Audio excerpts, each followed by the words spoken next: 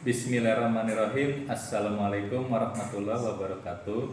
Perkenalkan, saya Aditya Ilham Ramdhani sebagai salah satu dosen tetap di program studi Manajemen Informatika Fakultas Teknologi Informasi dan Digital Universitas Bani Saleh.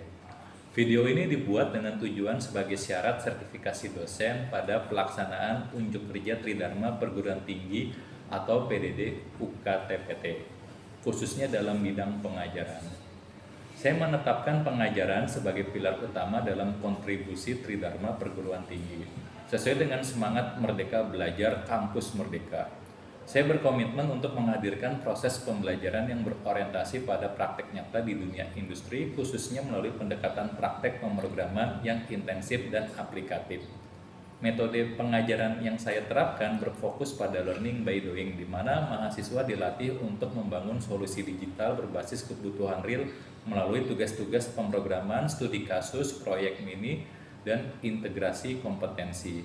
Saya meyakini bahwa keterampilan pemrograman tidak cukup diajarkan secara teoritis, namun harus dilatih secara langsung dan terus-menerus dalam konteks pemecahan masalah aktual. Dalam video ini, saya akan memaparkan tentang mata kuliah algoritma dan struktur data, termasuk cuplikan video pembelajaran tatap muka di laboratorium. Untuk deskripsi mata kuliah algoritma struktur data, bahwa mata kuliah ini memperkenalkan berbagai algoritma dan teknik-teknik penyelesaian masalah komputasi seperti rekursif, sorting, teknik divide, and consequer, serta exhaustive search. Selain itu juga dikenalkan berbagai struktur data yang dapat digunakan untuk mendukung penyelesaian masalah komputasi seperti ADT list, stack, and queue. Baik algoritma maupun struktur data yang dikenalkan harus dapat diimplementasikan. Untuk capaian pembelajaran mata kuliah, diharapkan pertama, mahasiswa memahami ADT dasar. Kedua, mahasiswa mampu menerapkan ADT array. Ketiga, mahasiswa mampu menerapkan ADT matrix. Keempat, mahasiswa mampu menerapkan ADT stack. Kelima, mahasiswa mampu menerapkan ADT queue. Keenam, mahasiswa mampu menerapkan list linear. Ketujuh, mahasiswa mampu menerapkan variasi list linear. Untuk capaian pembelajaran prodi yang dibebankan pada mata kuliah, bahwa yang pertama menunjukkan sikap bertanggung jawab atas pekerjaan di bidang keahlian secara mandiri. Kedua, mampu memecahkan masalah pekerjaan dengan sifat konteks yang sesuai dengan bidang keahlian penerapan didasarkan pada pemikiran logis. Ketiga, mampu menerapkan konsep dan prinsip algoritma dalam pemodelan, desain, dan sistem berbasis komputer. Keempat, memahami konsep-konsep algoritma untuk merancang, menerapkan, menganalisis algoritma, dan memecahkan masalah. Nah, jadi secara inti umum bahwa capaian pembelajaran mata kuliah adalah mampu memahami berbagai algoritma dan teknik-teknik penyelesaian masalah komputasi. Nah,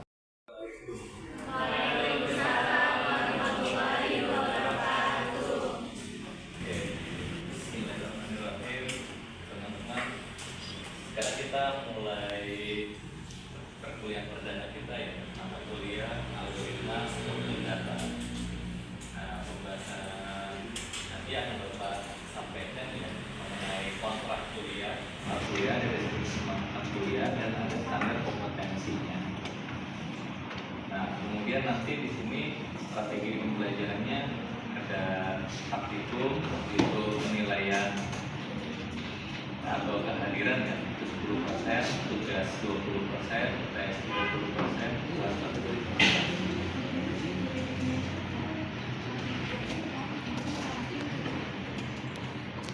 Nah, ini pokok bahasannya ya nanti ya selama 16 pertemuan,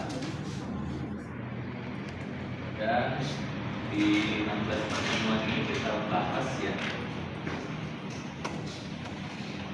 mengenai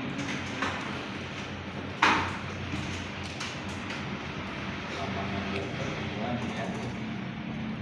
Ini ada rencana pembelajaran semester. Nah, yang pertama ada konsep algoritma, dasar pemrograman struktur data, kita dasar input output, dan proses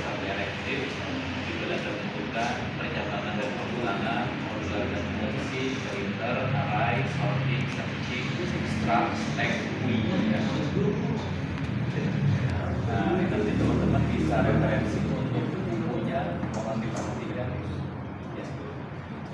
Ini bukunya ya, teman-teman bisa baca di pengatur pemrograman terstruktur ya, karena Amurawabi, Ahmadiyah, penerbitnya Andi, buku.com ya, dan bukunya pemrograman C++ mudah yang kita menjadi master C++.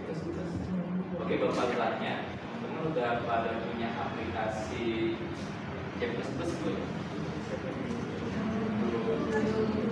Belum. Oke, nah nanti kita coba kasih sama sekarang kita mungkin belajar install pakai plus ya.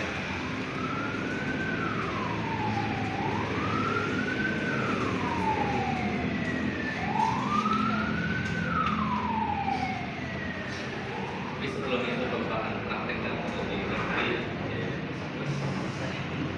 Di sini teman-teman bisa menggunakan RPC ya, atau juga menggunakan Golang C++. Nah, tadi Bapak lebih sering menggunakan C++.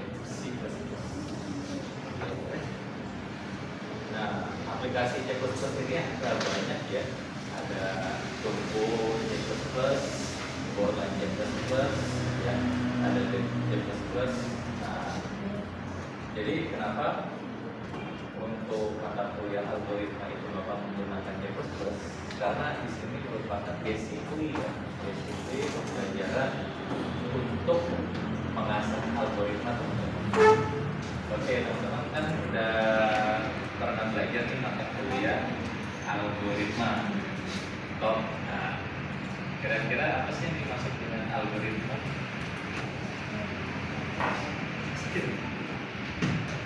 Lupa ya? Belum Pak. Nah, kalau teman-teman lihat tuh di bungkus mie goreng atau mie rebus, ada namanya cara penyajian atau cara masak, dan itu juga bisa disebut dengan yang namanya algoritma. Kita masih coba kembali algoritmanya. Oke. Jadi sebenarnya algoritma itu adalah cara ya. Nah, kamu misalkan mau jalan nih dari rumah sudah di Salen. Nah, kan berarti lewat jalan mana, pakai apa, nah, itu disebut juga dengan algoritma ya, jadi caranya itu. Terus untuk mencapai tujuan kemana. Nah, di dalam algoritma itu sendiri ya, ada beberapa jenis algoritma. Ada yang namanya bahasa alamiah atau deskripsi, ada seperti yang di bungkus-bungkusnya ya. Kemudian ada yang namanya flowchart diagram.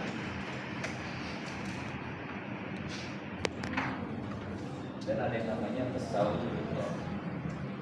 Nah, flowchart diagram ini untuk menjelaskan bagian-bagian dari caranya algoritma ini sendiri untuk nanti diimplementasikan di dalam sistem. Kalau kesedekor itu hampir seperti codingan, gitu ya. Dalam stack yang menunjukkan elemen teratas data stack sekarang. Top of stack akan selalu bergerak sehingga mencapai maksimal of stack yang menyebabkan stack penuh. Nah, fungsi isFull untuk memeriksa apakah stack sudah penuh dengan cara memeriksa top of stack. Jika sudah sama maka stack 1 maka full, jika belum maksimal lebih kecil maka stack min 1 maka belum full. Nah, fungsi isEmpty itu memeriksa apakah data stack masih kosong dengan cara memeriksa top of stack. Jika masih 1 maka berarti data stack masih kosong. Fungsi push untuk memasukkan elemen ke data stack. Data yang diinputkan selalu menjadi elemen teratas stack yang ditunjukkan oleh TOS. Jika data belum penuh, maka ditambahkan satu nilai top of stack lebih dulu. Setiap kali ada penambahan ke dalam array data stack. Nah, isi data baru ke stack berdasarkan index of stack yang telah diincrement sebelumnya. Jika tidak, maka akan di-outputkan secara penuh, seperti itu. Nah, fungsi pop untuk mengambil data stack yang terletak paling atas, data yang ditunjukkan oleh TOS. Tampilan terlebih dahulu nilai elemen teratas stack dengan mengakses indeksnya sesuai dengan top of stack. Baru dilakukan di decrement nilai top of stack sehingga jumlah elemen berkurang. Nah, fungsi print Untuk menampilkan semua elemen data stack dengan cara meloop semua nilai array secara terbalik. Karena itu kita harus mengakses dari indeks array tertinggi terlebih dahulu, baru ke indeks yang lebih kecil. Fungsi pick digunakan untuk melihat top of stack.